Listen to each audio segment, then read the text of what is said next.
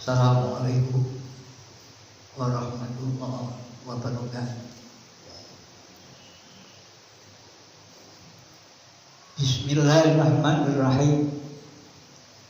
Alhamdulillah alladzi arsala rasulahu bil huda wa dinil haq.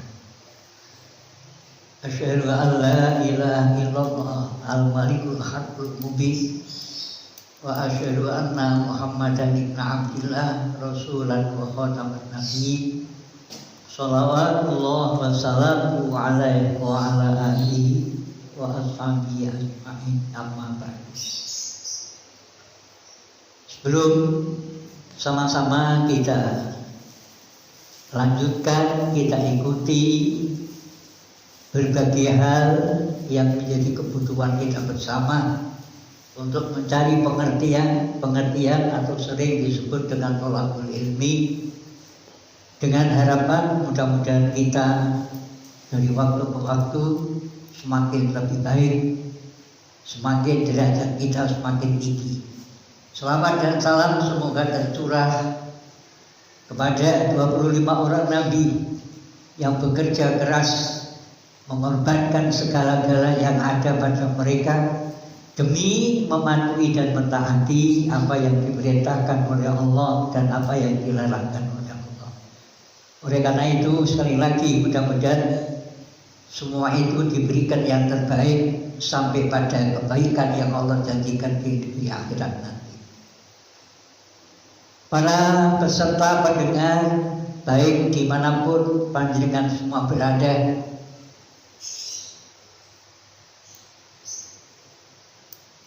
di kesempatan peluang yang diizinkan oleh Allah di pagi hari ini, yaitu kita mengangkat bagaimana kita bersikap ketika musibah itu menimpa. Sekali lagi, bagaimana kita bersikap ketika musibah itu menimpa. Tentu kita semua ini sekarang ini kurang lebih 3 bulan yang sama-sama telah kita lewati, kita hadapi. Namun yang namanya musibah, sesuatu yang menimpa, baik yang dianggapnya itu tidak menyenangkan, terutama yang banyak tidak terlihat dalam diri kita adalah kenikmatan-kenikmatan yang Allah datangkan kepada kita semua. Oleh karena itu sangat penting sekali bagaimana tentang musibah, bagaimana dengan kejadian-kejadian yang kita hadapi. Sebelum lebih jauh kita bicara tentang masalah musibah yang menimpa, yang datang di tengah-tengah kita dalam menjalani kehidupan sesama bangsa itu sendiri. Kalimat musibah adalah merupakan satu sunnah Allah. Sunnah itu adalah ketentuan, ketetapan, kapan berlakunya, kapan dimulainya, kapan datangnya, dan juga kapan berakhirnya. Kita semua karena apa yang kita buktikan, tidaklah semuanya kita ketahui panduan-panduan keilmuannya. Bahkan sekadang-kadang dengan yang mendadak datangnya, tanpa dipersiapkan jauh hari, jauh bulan, minggu, tahun. Ya sebagaimana yang sekarang ini kita hadapi. Kita kembali kepada musibah.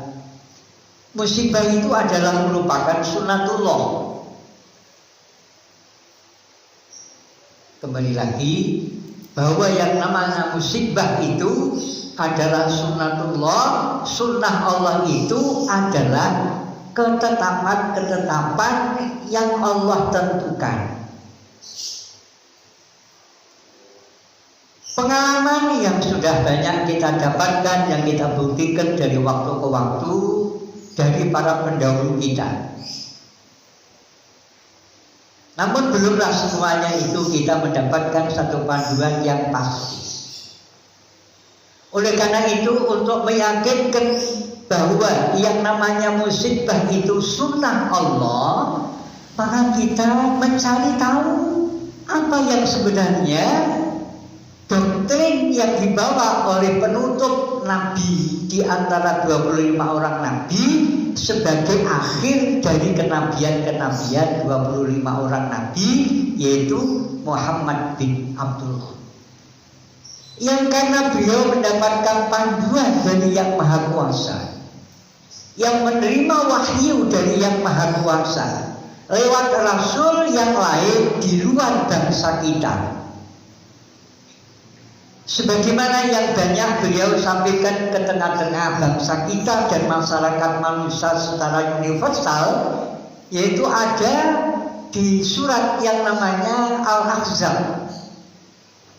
Surat Al-Ahzab itu adalah surat urutan yang ke-33. Mari sama-sama dengan waktu yang tidak lama ini kita berusaha untuk mencari kebenarannya di surat yang namanya Al-Ahzab, urutan surat yang ke-33 itu seperti apa. Surat Al-Ahzab 33 pada ayat yang ke-62.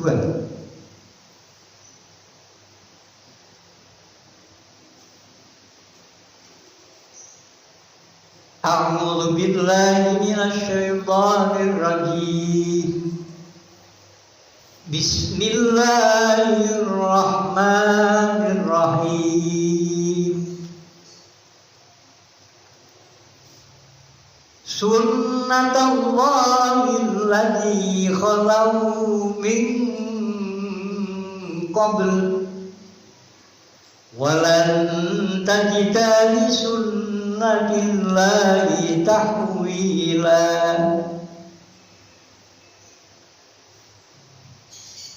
Kita ulang untuk tidak menjadi kesalahan. Sunnatullahil ladzi khalau min qablu walan tajida li sunnatillahi tabdila. Kita mencoba untuk memahami sebuah ayat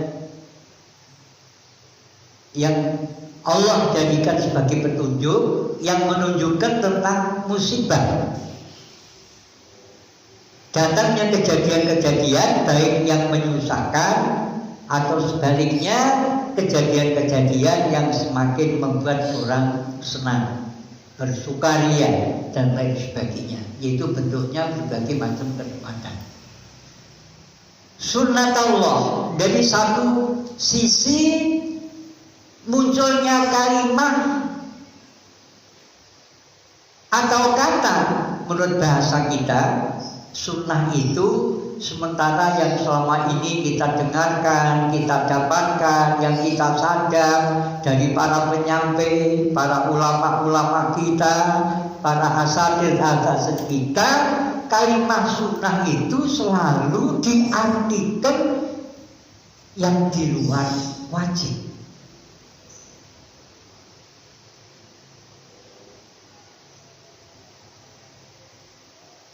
Di dalam pemahaman-pemahaman antara sunnah dan yang wajib, ada yang berbentuk makhluk, suatu keharusan yang harus dijalankan, dan juga ada sesuatu yang boleh kamu jalani, akan kamu dapatkan sesuatu, dan apabila kamu tinggalkan kebaikan itu, maka kamu tidak akan mendapatkan sesuatu. Itu adalah munculnya kalimat sunnah.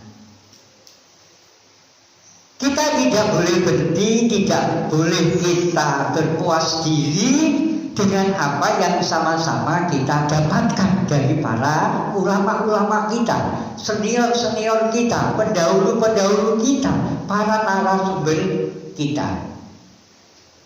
Tetapi kita mencari bagaimana yang sebenarnya kalimat kata sunnah itu sendiri yang diarahkan, dijelaskan oleh Nabi penutup kita Muhammad bin Abdullah Khataman Nabiyyin. Mungkin dalam hal ini banyak sekali yang panjenengan pemirsa, pendengar yang banyak untuk berpikir jauh lebih jauh. Karena dengan kalimat sunnah itu sendiri berdasarkan apa yang disampaikan oleh Rasulullah Muhammad SAW, mengalirkan bahasa sunnah itu adalah ketetapan, aturan, hukum dan tatanan dari sejak kapan aturan tatanan Allah tetapkan. Ini yang mungkin jelas oleh kita semua ini, pendengar, peserta yang sempat mendengarkan dan mengikuti kegiatan kita di pagi hari ini, itu banyak hal-hal yang perlu diangkat dan dipertanyakan. Karena memang selama ini pengertian kalimat sunnah yaitu diartikan untuk hanya sekedar membedakan mana yang sunnah dan mana yang makhluk, mana yang wajib dan mana yang boleh ditinggalkan atau boleh dilakukan. Selama ini begitu pengertiannya. Majelis pendengar semuanya yang kami hormati dan yang kami muliakan, kembali tentang bagaimana kita bersikap ketika musibah datang dengan waktu yang tidak pernah kita ketahui sebelumnya. Contoh yang sekarang ini di semua bangsa di berbagai negara harus menghadapinya. Yang masing-masing negara yang kemudian dirasakan oleh penduduk masyarakatnya yang tidak pernah ada informasi tanggal itu, hari itu, detik itu akan datang yang tidak menyenangkan, sama sekali tidak pernah didapatkan.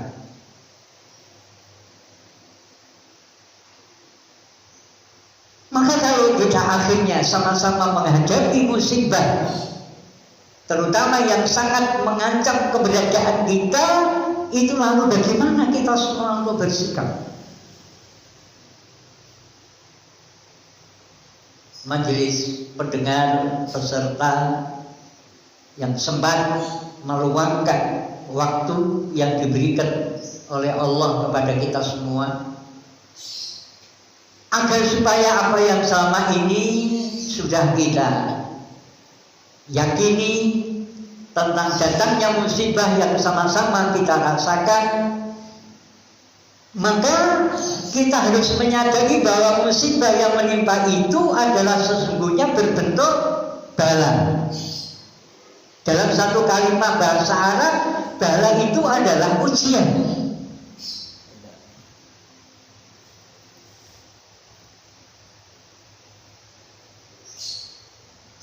Sehingga kalau masing-masing diri di antara kita, terutama para pendengar, para peserta yang mengikuti pada kesempatan di peluang yang sangat mulia ini, marilah sama-sama kita kritisi untuk upaya-upaya membangun diri, memperbaiki diri, meningkatkan diri dari kebaikan-kebaikan yang sudah sama-sama kita punyai.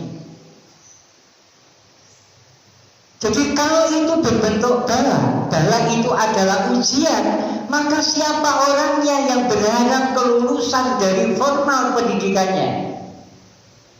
Kalau orang ingin mendapatkan keuntungan yang lebih besar, maka harus ditingkatkan usahanya, diperbanyak, dan semakin mencari pelanggan-pelanggan yang jauh lebih banyak hitungan dari hari ke hari yang terlewat.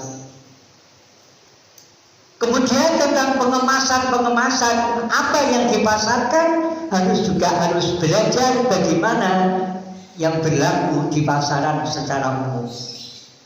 Kembali kepada musibah, sesuatu yang tidak mengenakan. Karena kembali bahwa ketentuan ketetapan Allah itu berbentuk ujian, maka mau tidak mau kita harus siap untuk menggarapnya.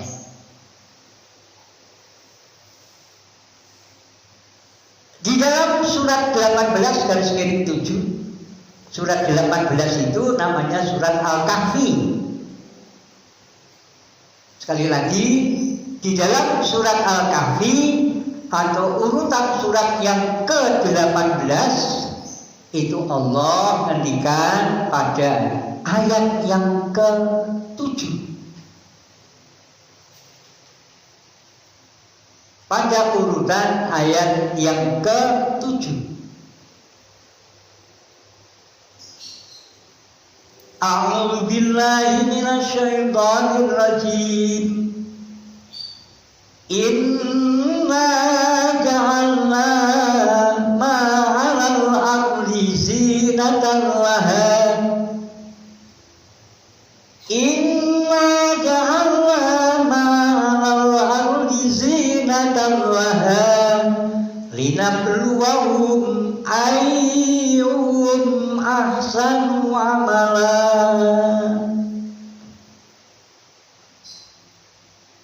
Bagaimana kita bisa menanggapi, bisa menerima karena adanya petunjuk, panduan, tuntunan yang datang dari Allah itu sendiri, yang punya sunnah, ketetapan dan ketentuan kapan dia melakukannya, kapan dia menjalankannya sesuai dengan hukum aturannya. Yang perlu kita ketahui, apapun yang menimpa kepada dirimu, apakah yang akan kamu terima untuk membuat kamu semakin lebih baik? Atau kamu akan bersenang-senang ketika menerima suatu kenikmatan, apapun bentuknya kenikmatan, yang sampai kamu tidak sadarkan diri bahwa yang tidak menyenangkan atau yang menyenangkan itu dua-duanya adalah sunnah, ketetapan dan ketentuan Allah yang Maha. Maka kita harus menerimanya, kita harus menghadapinya, bahwa itu merupakan satu bentuk bala, artinya ujian yang harus kita garap. Linabluwahum, di antara sekian banyak manusia yang menjalani kehidupan di planet bumi, utawa ning langit bumi, utawa di bumi bersama dengan masyarakat bangsa manusia yang lain yang tentu jumlahnya jauh lebih banyak. Siapa di antara kalian yang menghadapi ujian dan siapa yang menghadapnya dengan baik? Dengan baik itu bukan berarti kita bertawakal, menyerah. Tetapi kita berusaha untuk mencari tahu, menghadapi ujian-ujian yang tidak membuat kita bersukaria dengan karena dirasakan kenikmatan untuk dirinya, tapi karena musibah yang datang itu adalah semakin membuat dan membawa kesusahan-kesusahan, berbagai bentuk kesusahan, sampai pada kebutuhan kehidupan keseharian di tengah-tengah keluarga. Tuntutan semakin tinggi, beban semakin berat, gara-gara karena apa yang menjadi ketentuan Allah yang Maha, yaitu tadi masalah musibah dari waktu ke waktu yang kita tidak tahu kapan akan sirna, kapan akan terentaskan, kapan akan berakhir, yang sampai dengan hitungan di tanggal 14 Juni 2020 ini sudah kita serahkan kepada ahlinya. Namun kenyataannya berbagai bentuk panduan-panduan yang sudah sementara dipatuhi, dijalankan, juga belumlah membuat akhirnya musibah yang menjadi ketentuan dan ketetapan Allah yang Maha. Tentunya kita semua ini mengalami sebagai makhluk yang serba tertutup, yang serba tidak tahu, yang serba tidak berkemampuan. Bagaimana kita untuk menghindari itu? Bagaimana kita bisa menyelamatkan diri dari itu?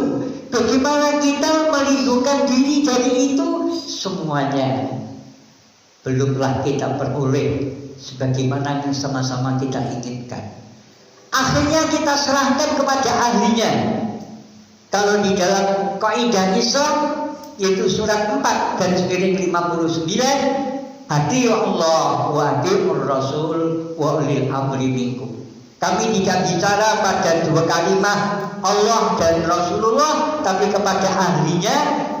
Dalam kehidupan kita sebagai warga negara Indonesia, di sana sudah terbentuklah yang disebut dengan pengaturan-pengaturan.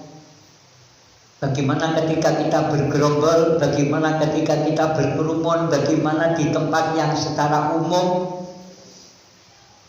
Ternyata itu sudah sama-sama kita usahakan, bahkan semakin bertambah, semakin berkembang. Kejadian-kejadian yang dulunya dianggapnya jauh dari musibah itu ternyata datang kepada dirinya, menimpa kepada keluarganya. Inilah yang disebut dengan ketentuan dan ketetapan-ketetapan Allah, sebagaimana tadi di surat Al-Ahzab, yaitu urutan surat yang ke-33, bahwa ketentuan, ketetapan, hukum, aturan Allah, baik yang menyenangkan atau yang menambah kesusahan, dari kapan sampai kapan tidak akan berubah. Walan tajida bisunnatillahi tabdila. Artinya kapan itu akan berakhir, sama-sama kita sebagai manusia yang tidak pernah untuk mengetahuinya. Oleh karena itu, yang sampai sekarang ini masih sama-sama rasa ketakutan, kecemasan, yang juga kita belum mendapatkan pintu kapan kita akan berakhir, maka kita tidak boleh melepaskan diri kepada Yang Maha Kuasa. Mudah-mudahan Allah Subhanahu wa Ta'ala berkenan untuk memberikan perlindungan, penjagaan, keselamatan dan peningkatan kepada kita dan bangsa Indonesia pada khususnya ke depan yang lebih baik. Amin ya rabbal alamin. Walhamdulillahi rabbil alamin. Demikian yang bisa kita sampaikan dengan waktu yang mungkin nanti akan bisa berlanjut dari waktu ke waktu tentang judul makalah masalah yang kita bahas. Demikian berakhir dengan kurang lebih kami mohon maaf di mana kelemahan, kekurangan, bahkan kesalahannya, dan kami selalu ingin mendapatkan penyampaian dari kesalahan itu untuk semakin lebih baik ke depannya. Demikian yang kami harapkan. Tegur siapa panjenengan khususnya kepada diri kami. Demikian, assalamualaikum warahmatullahi wabarakatuh.